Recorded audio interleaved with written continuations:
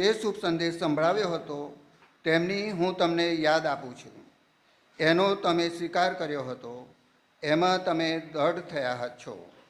એના લીધે જ તમે મુક્તિને માર્ગે આગળ વધી રહ્યા છો. બેશક તમને જે સ્વરૂપમાં મેં સંદેશ આપ્યો હતો તેને તમે વળગી રહ્યા હશો, તો નહીં તો તમારી શ્રદ્ધા ફોગટ ગઈ સમજવી. હાલેલુયા, હાલેલુયા, હાલેલુયા,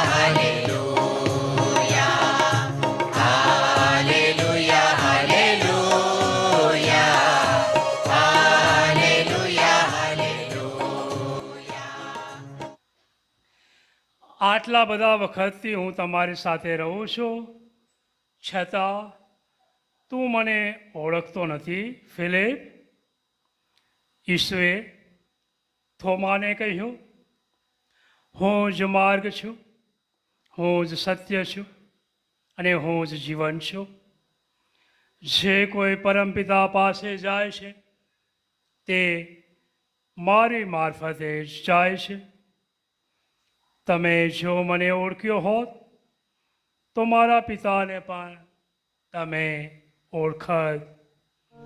બે મહાન પ્રેષિતોની શહીદીને યાદ કરે છે. પ્રેષિત યાકોબ અને ફિલિપ, એ બંને પ્રભુની ખૂબ નજીક હતા, પ્રભુને ઓળખતા હતા અને પ્રભુને ખૂબ જ પ્રેમ કરતા હતા. યાકોબ તો બહુ જલ્દીથી આ પૃથ્વી ઉપરથી એને વિદાય લેવી પડી. પ્રભુના ગયા પછી થોડા જ સમયમાં હેરોદ રાજાએ એનું શિરછેદન કર્યું હતું, કારણ કે ત્યારના જે ફરોશીઓ અને સદુકીઓને ખુશી કરાવવા માટે અને પીટરનું પણ કરવું હતું, પણ થઈ ના શક્યું. પ્રેષિતો એટલે કે પ્રભુએ મોકલેલા. પ્રેષિતોએ બલિદાન આપ્યા. કોઈ લોકો કોઈ બલિદાન જુદી જુદી રીતે આપી શકતા હોય છે. કંઈક જતું કરવા માટે તૈયાર થાય પ્રભુ માટે થઈને, એ બલિદાન છે, એ સાચું બલિદાન છે. એને આપણે પ્રભુને અર્પણ કરીએ છીએ. આ પ્રેષિતોએ તેમના જાન આપી દીધા. 12 પ્રેષિતોમાંથી સિવાય કે યોહાન, બાકીના બધાને શહીદ થવું જ પડ્યું, બલિદાન આપ્યા. પુરોહિત દીક્ષા પણ એક બલિદાન રૂપી જ છે. મા બાપને છોડવા, ઘર બહાર છોડવું, પોતાનું વતન, પોતાની સંસ્કૃતિ, પોતાની ભાષા, પોતાનો ખોરાક, પોતાના મિત્રો બધાને છોડીને ધર્મસભા માટે બલિદાન આપવાનું છે. અને એ પણ એક બલિદાન પ્રભુને વહાલું છે ને ગમે છે. જ્યારે જ્યારે આપણે પ્રભુ માટે કંઈક જતું કરીએ છીએ ત્યારે આપણે બલિદાન આપીએ છીએ. સંન્યસ્ત વર્ગ બલિદાન આપે છે. કૌટુંબિક જીવનની અંદર પણ મા બાપ બાળકો માટે પ્રભુના પ્રેમ ખાતર ઘણું બલિદાન આપતા હોય છે. એટલે બલિદાન હરેક તબક્કે હોઈ શકે. અને પુરોહિત પદનું પણ એક બલિદાન જ છે, કારણ કે પોતાની જાતને ભૂલી જવી, પોતાની શક્તિઓને એક બાજુ મૂકી દેવી ને ઈસુ જે રીતે કહે એ રીતે આગળ વધવું.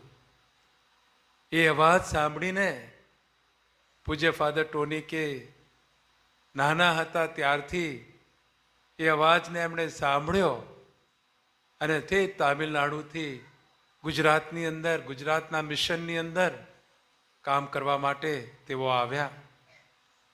એકદમ યુવાન વયમાં, જ્યારે હજુ બ્રધર હતા ત્યારે મેં એમને પહેલી વાર જોયા હતા. પણ ત્યાર પછી જ્યારે એમને ડીકનની દીક્ષા આપવાની હતી એ વર્ષે 1997ની સાલમાં તેઓ આ મંદિરમાં જ હતા, અહીંયા સેવા આપતા હતા અને અહીંયા જ એમની એ ઉપયાજકની એમની દીક્ષા થઈ હતી. અને બીજા વર્ષે એમને દીક્ષા મળી અને એ રીતે આજે 25 વર્ષ પૂરા થાય છે, ભોગ આપીને. ઘણીવાર એ ભોગ બહુ ભારે પડતો હોય છે. ઘરે મને ખ્યાલ છે એમને ઘરે તાતી જરૂર હતી. પોતાના સ્નેહીજનો બીમાર હોવાના લીધે તાતી જરૂર હતી, પણ કે આ મેં પ્રભુ માટે આ કામ લીધું છે, આ પૂરું કરીને જાઓ. મોડું પણ પડાય અને પડ્યા પણ ખરા. બલિદાન આપ્યું, પોતાની રજાઓ જતી કરે, પોતાનો આનંદ જતો કરે, જેથી કરીને બીજાને આનંદ મળે. અને એ રીતે તેઓ પોતાનું જીવન વિતાવી રહ્યા છે. સાચા અર્થમાં એક પુરોહિત, એક ગોવાળ રૂપી પુરોહિત છે. યુવાનો વચ્ચે તેઓ ખૂબ જ એમણે કામ કર્યું છે.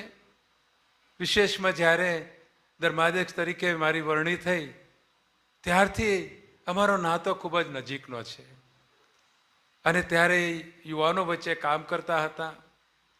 ખૂબ જ સેવા આપી, યુવાનોને કેવી રીતે, યુવતીઓને કેવી રીતે આગળ લઈ જવા, એમના અભ્યાસમાં કેવી રીતે એમને મજબૂત કરવા, શ્રદ્ધામાં કેવી રીતે મજબૂત કરવા, એમને પગભર કેવી રીતે કરવા, એમની એ ચિંતા જ હતી. અને ખૂબ જ ઘણા બધા લોકોને, યુવાનો યુવતીઓને એમણે ભણાવ્યા છે. જમણા હાથે જે આપ્યું હોય એ ડાબા હાથને ખ્યાલ ના હોય એ રીતે તેઓ આપતા રહ્યા. જ્યાં જ્યાં તેમણે સેવા આપી ત્યાં પૂરા મનથી અને પૂરી શક્તિથી, પૂરા જીવથી આપી છે. પાછી પાની કરી નથી. પોતાની માટે કાંઈ રાખ્યું નથી, કાંઈ છે પણ નહીં. જે કાંઈ છે એ બીજા માટે, જે કાંઈ એમનામાં વરદાનો છે એ બીજા માટે. અને દ્રષ્ટિ રાખીને તેઓ કામ કરે છે. દ્રષ્ટિ, વિઝનને ધ્યાનમાં રાખીને કેવી રીતે આગળ વધવું, એક યુવાન છોકરા છોકરીને કેવી રીતે એના જીવનમાં આગળ જવું. ઘણી બધી મુશ્કેલીઓ પણ આવી ખરી, કારણ કે સાથ સહકાર પણ ઘણીવાર ના પણ મળે. અને એ વખતે મારે ને એમને તકલીફ થતી કે આ કાર્યક્રમ રાખ્યો છે આપણે, આટલા ધર્મ વિભાગમાંથી જ આવે છે, બાકીના કેમ નથી આવતા, બાકીના કેમ ના આવ્યા, એવું પણ થતું. કારણ કે ચિંતા હતી કે બીજા જે ધર્મ વિભાગમાંથી આવી ન શક્યા, કારણ કે ત્યાં આગળના પુરોહિતે જે જવાબદારી સંભાળવાની હતી કદાપી યોગ્ય રીતે ન સંભાળી હોય, જાણ ન કરી હોય, આવી ન શક્યા હોય. અને એ બાબતે અમારે ઘણીવાર ઘણી ચર્ચા થતી હતી. પણ મેં કીધું આગળ વધો, જેટલું તમારાથી જેટલાનું ભલું થાય એ ચાલુ રાખતા રહો. અને જ્યાં સુધી તેઓ યુવા ડિરેક્ટર તરીકે કામ આપ્યું એ કામ રાખ્યું. પણ પછી ગોવાળ તરીકે જ્યારે એમણે જિમ્મેદારી ઉપાડી લીધી જુદા જુદા ધર્મ વિભાગોમાં, ત્યારે યુવાનોને બકાત રાખ્યા જ નથી. જે કાંઈ એમનાથી થઈ શકે એ કરતા રહે. કેટલા બધાને પગભર કર્યા છે એનો ખ્યાલ કરવો પણ અઘરું છે. પણ ખાનગી રીતે ખૂબ જ મદદ કરીને એક ગોવાળ તરીકે એમના ધર્મ વિભાગની અંદર જ્યારે કોઈ પણ બીમાર હોય, દવાખાનામાં દૂર દાખલ કર્યા હોય, અમદાવાદમાં દાખલ કર્યા હોય, બરોડામાં દાખલ કર્યા હોય, ત્યાં પહોંચી જાય. એમની ઉપર પ્રાર્થનાઓ કરી છે, એમને પરમ પ્રસાદ આપ્યો છે, એમના પ્રાયચિતો સાંભળ્યા છે. ભલો ગોવાળ. એ રીતે એમણે એમના ધર્મ વિભાગની અંદર, મને ખ્યાલ છે જ્યારે તેઓ પેટલાદમાં હતા ત્યારે જુદા જુદા વિસ્તારો વોર્ડ પાડી દીધા હતા. ને કેટલો ભોગ આપવો પડતો, જવું પડે, મુલાકાતો લેવી પડે, રોજ સાંજના જવું પડે, એનું આયોજન કરવું પડે. પણ પાછી પાની નથી કરી. અને એ બધાને શ્રદ્ધામાં મજબૂત રાખ્યા. એ બધાને ધર્મસભા માટેનો જે પ્રેમ હોવો જોઈએ એ પ્રેમ એમનામાં એમણે ઊભો કર્યો, વધુ પ્રેમ ઊભો કર્યો, જેથી કરીને લોકો પણ ઉદાર બનતા ગયા અને ધર્મસભાને પોતાની રીતે જુદી રીતે તેઓ ટેકો આપતા રહ્યા. જ્યાં જ્યાં જરૂર પડી ત્યાં પ્રભુ મંદિરો બાંધ્યા, નવા બાંધ્યા, જેથી કરીને લોકોને પરમયજ્ઞ અને પ્રાર્થના કરવા માટેનું યોગ્ય સ્થાન મળે. જ્યાં આગળ જરૂર પડી ત્યાં જીર્ણોદ્ધાર કરાવીને પણ એને નવીનીકરણ કર્યા. જે પેરિસમાં તેઓ ગયા તે જગ્યાઓ સુંદર જ કરી છે. ધર્મ પ્રાંત પાસે કોઈ પૈસા માગ્યા નથી. ગમે તે રીતે મિત્રો પાસેથી ગમે ત્યાંથી જ્યાંથી મળતા, પણ પેરિસોને જે રેક્ટરીઓ કહેવાય, જ્યાં આગળ એમનું સ્થાન હોય, જે જગ્યાએ રક્ષણ મળવું જોઈએ, મિલકત સચવાઈ જવી જોઈએ, એ બધાની જે જવાબદારી અને રડિયામણી જગ્યા બનાવીને બીજે પેરિસોમાં તેઓ જતા હતા અને જાય છે. અને એટલે સેવાની દ્રષ્ટિએ અને ધર્મસભાની રૂએ એમણે અનોખું કામ કર્યું છે અને કરે છે અને કરતા રહેશે. એમને વિશેષમાં એમના કુટુંબ તરફથી ખૂબ જ હિંમત મળી છે.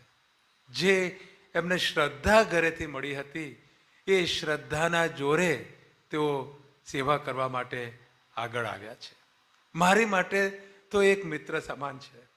અમારે ઘણીવાર એકબીજા સાથે બોલાચાલી પણ થાય કોઈ પ્રિન્સિપલ બાબતે, પણ પછી અમારી વચ્ચે તાત્કાલિક એનું સમાધાન પણ થતું. કારણ કે હું જાણું છું કે એ ધર્મસભાને ધ્યાનમાં રાખીને એમના મંતવ્ય રજૂ કરે છે. અને એટલે એમને સાંભળીને એ પ્રમાણે પણ કદાપી મને યોગ્ય લાગતું ના હોય તો પણ કરતા રહ્યા અને એ રીતે જોયું કે સારા ફળ મળતા રહ્યા. એક ધર્મગુરુ તરીકે હું નથી માનતો કે કોઈ દિવસે એમણે પરમ યજ્ઞ ન ઉજવ્યું હોય. ઉજવ્યા જ છે. મોડા આવીને પણ ઉજવ્યા છે. વહેલી સવારે ઉઠીને પણ ઉજવ્યા છે. કંઈક દૂર જવાનું હોય તો પણ પરમયજ્ઞ એમણે હંમેશા ઉજવ્યા છે. પોતાની માટે, પ્રભુના મહિમા માટે અને લોકોની માટે મધ્યસ્થી કરવા માટે. એટલે એક સાચા ગોવાળ, એક સાચા એક પુરોહિત.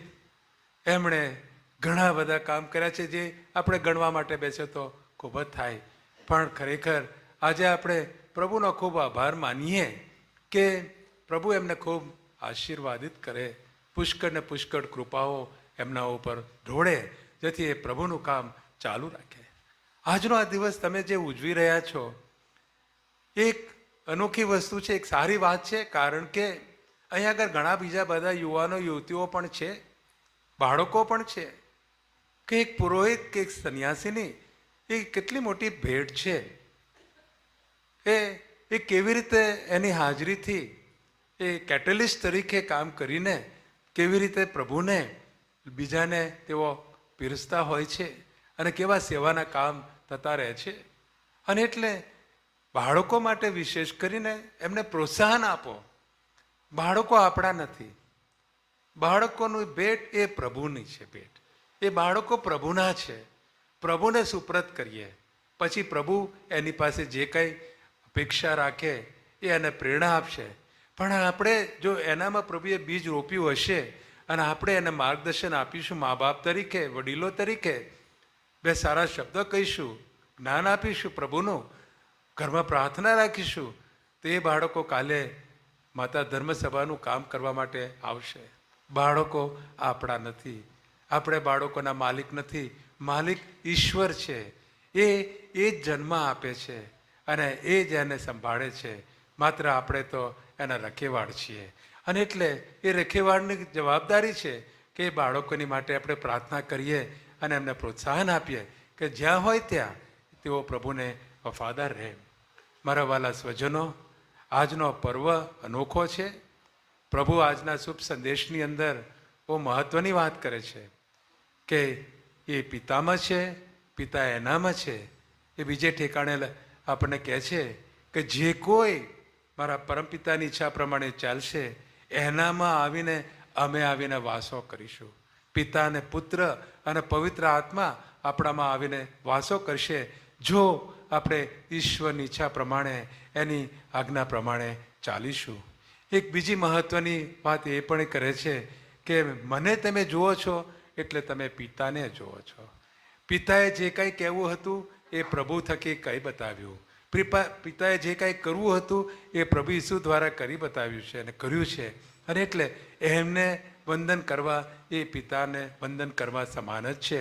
અને એટલે પ્રભુ ઈસુ ખ્રિસ્ત આપણે જીવનનું કેન્દ્ર બનાવીએ.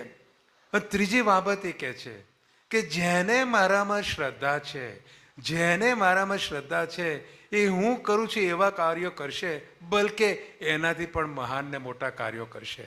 શ્રદ્ધા જ માગે છે, રાઈના દાણા જેટલી શ્રદ્ધા માગે છે. અને આપણને અનુભવ થશે કે પ્રભુ આપણા થકી મહાન કાર્યો કરશે. એની માટે ધર્મગુરુ બનવું પડતું નથી, એની માટે સાધ્વીબેન બનવું પડતું નથી, એની માટે મોટું રહેવું બનતું નથી, નાના હોય એની માટે કોલેજ કરવી પડતી નથી, એની માટે પૈસાદાર બનવું પડતું નથી. એની માટે આટલું જ જોઈએ, એનામાં શ્રદ્ધા, પ્રભુ ઈસુમાં શ્રદ્ધા, એટલું જ એ આપણી પાસે માગી રહ્યા છે. અને જો રાયના દાણા જેટલી પણ શ્રદ્ધા હશે તો આપણે પણ પ્રભુ જેવા કામ કરતા હતા એવા કામો તે ગોજારી રાતે પોતાના દ્રોહની વેળાએ તેમણે રોટલી લીધી, તમારી આભાર સુધી ઉચ્ચારી ને રોટલીના ટુકડા કરી શિષ્યોને આપતા કહ્યું, લો તમે બધા આમાંથી ખાઓ, આ મારું શરીર છે, એ તમારી ખાતર અર્પણ થનાર છે.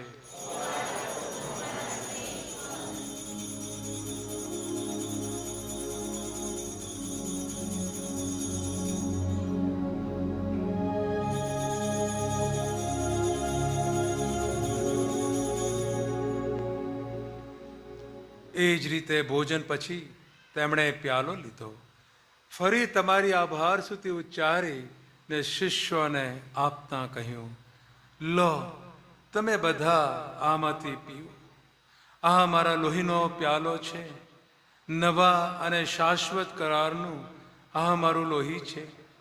એ તમારી અને સૌ માનવોની ખાતર પાપ મુક્તિને અર્થે રેડાવવાનું છે. મારા સ્મારક તરીકે આ કરતા રહેજો.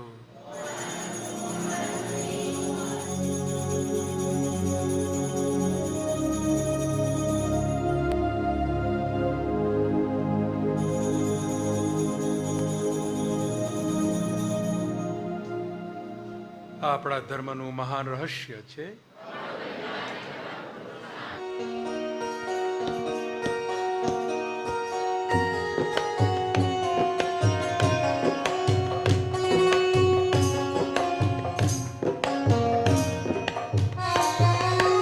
મારે હૈયે આવજે, આવજે મારે હૈયે આવજે, આવજે રાજી થાશે પ્રાણે મારો, રાજી થાશે પ્રાણે મારો, જોઈ તુજે આવા મારે હૈયે આવજે, આવજે प्यार की नवकलियां बजती, ताल की नवलगियां गाती है आंगन और बगिया, कहे हम हर एक से यही बतिया, आज पूर्ण हुए वरदानों के 25 बरस. એને મારા ખૂબ ખૂબ અભિનંદન અને એમને આધ્યાત્મિક ટેકો હંમેશા મારા તરફથી મળતો રહેશે એવી શુભેચ્છાઓ. અને પ્રભુ એમના થકી ઘણા બધા સુંદર કામો પાર પાડે એવી શુભેચ્છા, એવી મારી પ્રાર્થના. તાળીઓથી આપણે એમને વધાવી લઈએ.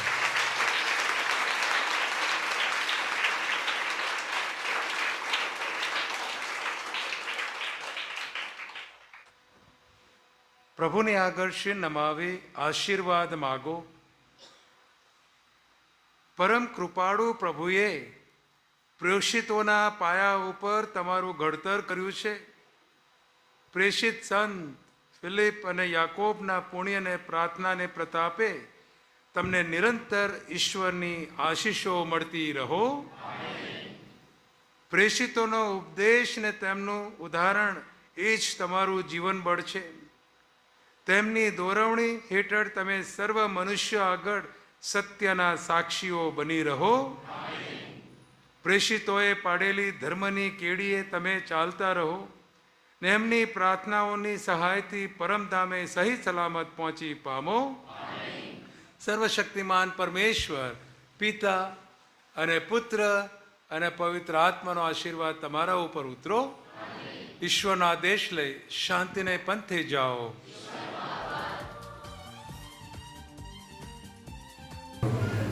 ફાધરો, સિસ્ટરો, મારા વાલાઓ દરેકને જય ઈસુ. મહાધર્માધ્યક્ષે વાત કરી એ પ્રમાણે ખરેખર મારી ઉજવણી કરવાની ઈચ્છા હતી જ નહીં. પેરિસ કાઉન્સિલના સભ્યો અને અન્ય સ્વયંસેવકો ભેગા થઈને આનું આયોજન કર્યું છે. પેરિસ કાઉન્સિલના સભ્યો, વિવિધ મંડળના સક્રિય સભ્યો, સ્વયંસેવકો દરેકનો ખૂબ ખૂબ આભાર માનું છું. આમંત્રણ સ્વીકારીને આપણી વચ્ચે પધારેલા વિશેષ કરીને મહાધર્માધ્યક્ષશ્રીનો ખૂબ આભાર માનું છું. મોટી સંખ્યામાં આવ્યા છો, દરેકનો ખૂબ ખૂબ આભાર માનું છું. Thank you so much. તમારી લાગણી, તમારા પ્રેમ તે બદલ બોધ આપવા માટે ના પાડી, પણ તમને હું કહી શકું છું દરેક ક્રિસ્ટિયન ભવ્ય છે. અનિલભાઈ, હું નહીં બોલતો. આવો, પવિત્ર બનો. Thank you so much. સૌએ દરેક પરિવાર નાનકડી, thank you so much. Make your family holy. We need your holy families. We need your holy families. Without you, the church can never exist. તમારા વિના ધર્મસભા અધૂરી ના કહેવાય, ધર્મસભા નથી જ. એટલે તમારા સેવા સારા પવિત્ર લોકોની જરૂર છે. એટલે તમે બેઠા છો. ફરી એક વખત સર્વનો ખૂબ ખૂબ આભાર માનું છું. Thank you so much.